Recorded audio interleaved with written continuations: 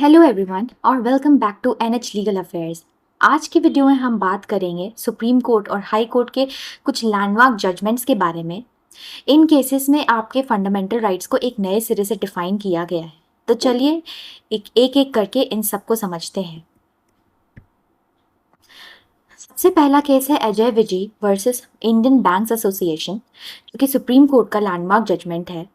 Advocate Ajay Viji ने Canara bank से एक टाइटल वेरिफिकेशन लीगल ओपिनियन दिया था, 1-2 करोड़ रुपए के लोन के लिए।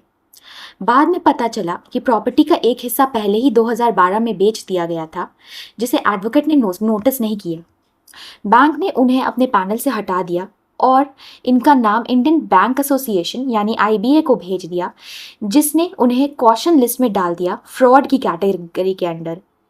तो इस केस में कोर्ट के सामने दो अहम सवाल थे। पहला, क्या सिर्फ नेग्लिजेंस के एलिगेशंस पर एक एडवोकेट को कॉशन लिस्ट में डाला जा सकता है, और दूसरा, क्या एडवोकेट के प्रोफेशनल कंडक्ट पर जुरिस्डिक्शन सिर्फ बार काउंसिल के पास है एडवोकेट्स एक्ट 1961 के अंडर। अब देखते हैं कोर्ट ने रीजनिंग क्या दी। बैंक रेगुलेशन एक्ट की सेक्शन 35A और आरबीआई सर्कुलर को देखते हुए कोर्ट ने कहा कॉशन लिस्ट सिर्फ फ्रॉड या डेलिब्रेट मिसकंडक्ट के लिए है, ऑनेस्ट प्रोफेशनल एरर्स के लिए नहीं है। और सबसे इंपॉर्टेंट, एडवोकेट्स एक्ट 1961 की सेक्शन 35 और 36 के अंडर एडवोकेट्स का डिसिप्लिनरी कंट्रोल सिर्फ स्टेट बार काउंसिल्स और बार काउंसिल ऑफ इंडिया के पास है। बैंक्स ये पावर खुद से नहीं ले सकता।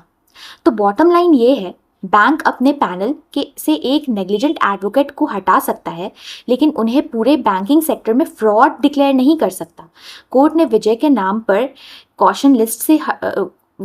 को कॉशन लिस्ट से हटाने का ऑर्डर दिया और उनका आर्टिकल 19(1)(g) के under right to practice protect किया। दूसरा केस है Ruby versus state of Uttar Pradesh, Allahabad high court से। यहाँ पुलिस और चाइल्ड लाइन ऑफिशियल्स ने एक 16 साल की मुस्लिम लड़की की शादी रोकी। पिटिशनर से आर्ग्यू किया कि मुस्लिम पर्सनल लॉ के अंडर प्यूबर्टी अटेन करने पर शादी अलाउड है, तो उनके अगेंस्ट रजिस्टर्ड FIR क्वाश होनी चाहिए। कोर्ट के सामने दो इश्यूज थे। पहला, क्या मुस्लिम पर्सनल लॉ का puberty standard prohibition of child marriage act और पॉक्सो को ओवरराइड करता है। दूसरा, क्या पुलिस ने माइनर की शादी रोकते हुए लॉफुली एक्ट किया। और तीसरा, क्या FIR को आर्टिकल 226 के अंडर क्वाश किया जाना चाहिए। अब समझते हैं कोर्ट की लीगल रीजनिंग को। PCMA यानी prevention of child marriage act 2006 के हिसाब से 18 साल की उम्र शादी के लिए फिक्स की गई है, चाहे पर्सनल लॉ हो या कुछ भी हो। इसको ओवरराइड नहीं किया जा सकता। मोरओवर, पॉक्सो एक्ट 2012 के अंडर 18 साल से कम कोई भी चाइल्ड है और एक चाइल्ड के साथ सेक्सुअल एक्ट ऑफेंस है, चाहे वो शादी के अंदर हो या बाहर। कोर्ट ने पब्लिक डॉक्ट्रिन अप्लाई किया। दोनों स्टैट्यूट्स चाइल्ड प्रोटेक्शन के लिए वेलफेयर लॉज हैं, तो कोई भी पर्सनल लॉ इन्हें ओवरराइड नहीं कर सकता। कोर्ट ने केरला हाई कोर्ट के मौदूदी मुस्लियार जजमेंट को फॉलो किया। पर्सनल लॉ चाइल्ड मैरिज को जस्टिफाई नहीं कर सकता और पॉक्सो प्रोटेक्शंस रिलीजियस ग्राउंड पर डाइल्यूट नहीं किया जा सकता। तो इस केस का इंपॉर्टेंट टेक अवे ये है कि आर्टिकल 25 यानी फ्रीडम ऑफ रिलीजन एब्सोल्यूट नहीं है। ये पब्लिक ऑर्डर, मॉरलिटी, हेल्थ और दूसरे फंडामेंटल राइट्स के सब्जेक्ट है। और दूसरा शिरूर मत का केस, जिसमें essential religious practice doctrine evolve हुआ था, जो कि ये कहता है कि protection extends only to essential religious practices and the one in this case was not one of them. तीसरा केस है मनियार इलियास का केस, जिसे राइट टू वॉक केस के भी नाम से जाना जा रहा है। एक 5 साल की बच्ची की रोड एक्सीडेंट में डेथ हो गई थी, एक ऐसी स्ट्रेच पर जहां फुटपाथ नहीं था। मोटर एक्सीडेंट क्लेम्स ट्राइब्यूनल ने फैमिली को कॉम्पनसेशन दिया, लेकिन हाई कोर्ट ने वो अमाउंट कम कर दिया। तो सुप्रीम कोर्ट के सामने सवाल थे, क्या सेफ और डिमार्केटेड फुटपाथ पर चलना एक फंडामेंटल राइट है? क्या पब्लिक अथॉरिटीज की ड्यूटी है पेडेस्ट्रियन इंफ्रास्ट्रक्चर बनाना और मेंटेन करना? और क्या हाई कोर्ट ने कॉम्पनसेशन कम करके सही किया? अब देखते हैं कोर्ट ने क्या कहा। आर्टिकल 19(1)(d) के अंडर फ्रीडम ऑफ मूवमेंट में सबसे बेसिक फॉर्म ऑफ मूवमेंट है, यानी वॉकिंग इंक्लूडेड है। आर्टिकल 21 के अंडर राइट टू लाइफ का मतलब सिर्फ सरवाइव करना नहीं होता, बल्कि सेफ्टी और डिग्निटी के साथ मूव करना भी होता है। और आर्टिकल 19(1)(a) से C तक वॉकिंग है, जो स्पीच, असेंबली और एसोसिएशन जैसे दूसरे फ्रीडम्स को पॉसिबल बनाता है। कोर्ट ने ये भी कहा, मोटर व्हीकल्स एक्ट सिर्फ एक्सीडेंट्स के बाद कॉम्पनसेट करता है, ये पेडेस्ट्रियन को एक स्टैंडअलोन कॉन्स्टिट्यूशनल राइट के रूप में प्रोटेक्ट नहीं करता, तो कॉन्स्टिट्यूशनल रेमेडीज भी अवेलेबल रहते हैं। तो इस केस का रिजल्ट क्या था? राइट टू वॉक एक फंडामेंटल राइट डिक्लेयर किया गया आर्टिकल 19(1)(d) और आर्टिकल 21 के अंडर।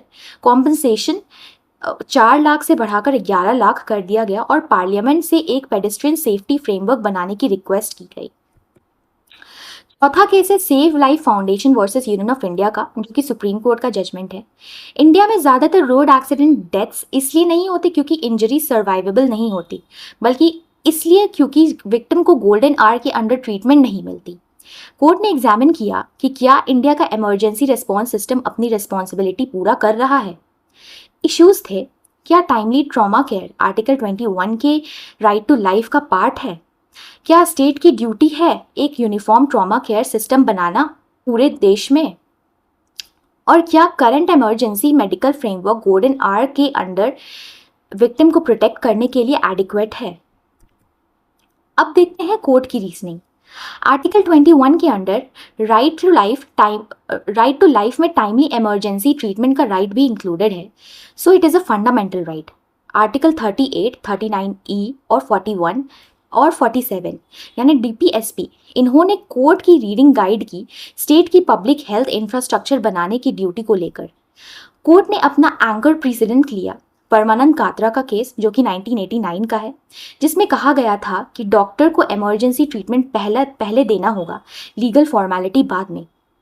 और बाद में पश्चिम बंगाल खेत मजदूर समिति 1996 का केस, जिसमें कोर्ट ने कहा कि टाइमली ट्रीटमेंट ना देना खुद आर्टिकल 21 का वायलेशन है। तो कोर्ट ने ट्रॉमा केयर को एक पॉलिसी गोल से इन्फोर्सिएबल राइट बना दिया और स्टेट को डायरेक्शन दिया कि हेल्पलाइंस 112 में इंटीग्रेट किया जाए, GPS इनेबल्ड एम्बुलेंस डिप्लॉय करें और ट्रॉमा रजिस्ट्रीज सेटअप करें। So right to trauma care is a fundamental right under article 21 of the constitution.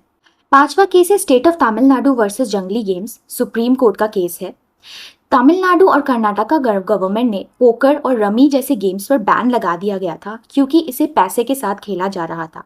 Madras high court ने ये बैन स्ट्राइक डाउन कर दिया और कहा ये गेम ऑफ स्किल है और प्रोटेक्टेड है। स्टेट ने सुप्रीम कोर्ट में अपील की।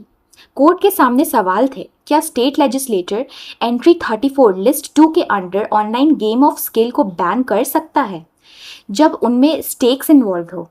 क्या गेम्स ऑफ स्किल पर बेटिंग 19(1)(g) के अंडर प्रोटेक्टेड है? और क्या तमिलनाडु और कर्नाटका के बैन्स इस फ्रीडम को वायलेट करते हैं? अब देखते हैं लीगल रीजनिंग। एंट्री 34 लिस्ट 2 के अंडर स्टेट्स को बेटिंग एंड गैम्बलिंग पर वाइड पावर दिया गया है। जैसे कि कोई पैसा स्टेक पर लगाता है किसी अनसर्टेन आउटकम पर, वो बेटिंग बन जाता है, चाहे अंडरलाइंग गेम में स्किल कितना भी हो। आर्टिकल 19(1)(g) के अंडर बेटिंग और गैम्बलिंग को प्रोटेक्टेड ट्रेड या बिजनेस नहीं माना गया है, चाहे वो स्किल बेस्ड ही क्यों ना हो। और पब्लिक ऑर्डर के एंगल से unregulated online betting public order, finances और हेल्थ के लिए थ्रेट है, तो स्टेट एक्शन वैलिड है। कोर्ट ने अपना एडवोकेटेड प्रेसिडेंट बॉगवाला केस को माना, जिसमें कहा गया कि गैम्बलिंग रेस एक्स्ट्रा कमर्शियम है, यानी प्रोटेक्टेड कॉमर्स के दायरे से ही बाहर है। तो की डिस्टिंक्शन ये है, गेम में स्किल होना अलग बात है और उस गेम पर बेटिंग करना बिल्कुल अलग। हॉर्स रेसिंग स्किल का गेम हो सकता है, लेकिन उस पर पैसे लगाकर बेट करना जैसे रमी या पोकर में आर्टिकल 19(1)(g) के बाहर रहता है। अब छठा और आखिरी case doctor Jaya Thakur versus government of India, जो कि सुप्रीम कोर्ट का केस है। गवर्नमेंट स्कीम्स होने के बावजूद इंडिया के ज़्यादातर रूरल और गवर्नमेंट स्कूल्स में अभी भी सैनिटरी पैड्स, फंक्शनल टॉयलेट्स और डिस्पोजेबल फैसिलिटीज़ नहीं हैं। इसकी वजह से एडोलेसेंट गर्ल्स मेंस्ट्रुएशन के दौरान एब्सेंटिज्म और ड्रॉप आउट फेस करती हैं। इश्यूज थे, क्या menstrual hygiene management right to life यानी आर्टिकल 21 और राइट टू एजुकेशन यानी आर्टिकल 21A का पार्ट है? क्या स्टेट की ड्यूटी है स्कूल्स में फ्री सैनिटरी पैड्स और फंक्शनल टॉयलेट्स प्रोवाइड करना? और क्या existing government measures in obligation को पूरा करती है? अब देखते हैं कोर्ट की रीजनिंग। आर्टिकल 21 के अंडर राइट टू लाइफ में हेल्थ, डिग्निटी, बॉडीली इंटेग्रिटी और प्रिवेसी भी इंक्लूडेड है। और मेंस्ट्रुएशन एक नेचुरल बायोलॉजिकल प्रोसेस है जिसका कोई बैरियर नहीं होना चाहिए। आर्टिकल 21 के ए के अंडर अगर मेंस्ट्रुअल फैसिलिटीज पूरी होंगी तो एब्सेंटिज्म और ड्रॉप आउट बढ़ेगा और मीनिंगफुल एजुकेशन के लिए बैरियर हटाना बहुत ज़रूरी है। आर्टिकल 14 के अंडर इनएडिक्वेट फैसिलिटीज डिसप्रपोर्शनेटली गर्ल्स को अफेक्ट करती हैं, जो एजुकेशन में जेंडर इनइक्वालिटी को बढ़ाती है। और justice KS. Puttaswamy versus union of India 2017 के केस का रेफरेंस लेते हुए कोर्ट ने ये कहा, प्रिवेसी और डिग्निटी का एक्सपैंडेड राइट मेंस्ट्रुअल हेल्थ तक भी एक्सटेंड होता है। तो रिजल्ट क्या था? कोर्ट ने कहा कि गवर्नमेंट को फ्री सैनिटरी पैड्स क्लासेस 6 से 12 तक की गर्ल्स को देने होंगे, फंक्शनल टॉयलेट्स और डिस्पोजेबल फैसिलिटीज बनानी होंगी और स्टिग्मा अवेयरनेस प्रोग्राम्स चलाने होंगे। मेंस्ट्रुअल हाइजीन अब एक गवर्नमेंट स्कीम नहीं है, एक कॉन्स्टिट्यूशनल एंटाइटलमेंट बन गया है। तो ये एक फंडामेंटल राइट है। तो ये थी आज की वीडियो। 2026 के कुछ लैंडमार्क जजमेंट्स थे जिसमें आपके फंडामेंटल राइट्स को रीडिफाइन किया है। उम्मीद है आपको ये वीडियो अच्छा लगा हो। अगर आपको ये वीडियो हेल्पफुल लगी तो लाइक करिए, शेयर करिए और चैनल को सब्सक्राइब करना मत भूलिए। मिलते हैं अगली वीडियो में, तब तक के लिए जय हिंद।